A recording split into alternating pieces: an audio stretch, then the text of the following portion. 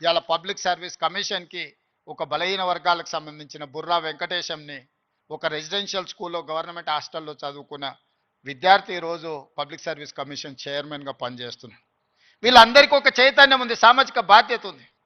కష్టాలు చూసి వచ్చారు. పేదరికం వాళ్ళ జీవితంలో ఒక భాగం. కొంతమందికి పేదరికం ఎక్స్కర్షన్.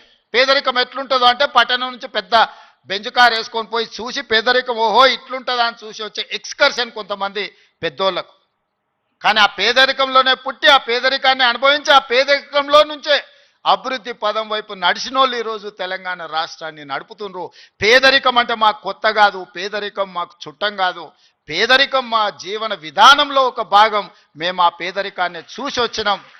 ఆ పేదరికాన్ని పారద్రోలడం మాకంటే ఎక్కువ ఎవరికి తెలియదు.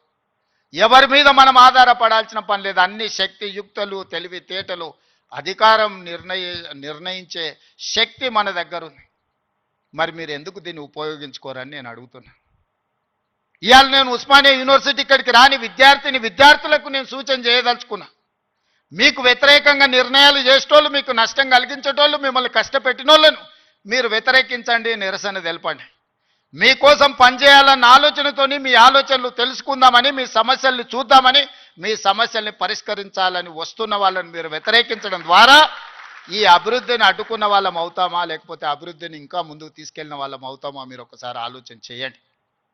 అందుకే ఈరోజు చాకలి ఐలమ్మ యూనివర్సిటీకి పేరు పెట్టడమే కాదు, 500 కోట్ల రూపాయలు ఇచ్చి అభివృద్ధి చేసి ప్రతి తెలంగాణ ఆడబిడ్డ చదువుకోవాలి, రాణించాలి అని చెప్పి చాకలి వీరనారి చాకలి ఐలమ్మ యూనివర్సిటీకి 500 కోట్ల రూపాయలు నిధులు ఇచ్చి ఈరోజు ఒక అద్భుతమైన పోటీ పడగలిగే యూనివర్సిటీగా తీర్చిదిద్దుతున్నాం.